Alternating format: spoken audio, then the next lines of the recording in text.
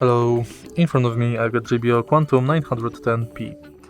In this video I'll show you how to calibrate your microphone. In the beginning, make sure to connect your headphones to PC and to JBL Quantum Engine app.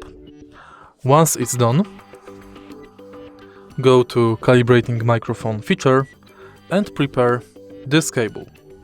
This cable has to be connected with micro jack port, and this part has to enter your ear. Then follow the instructions located on the screen.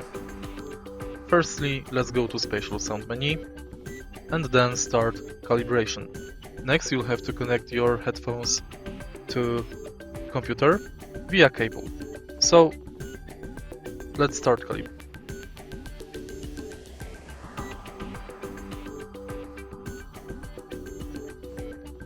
And now follow the instructions right here.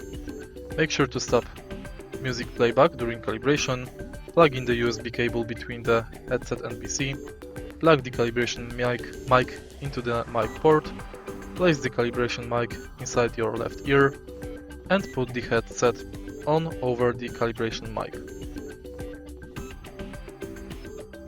Follow those instructions to confirm spatial sound calibration. If you find this video helpful, please leave a like, comment and subscribe.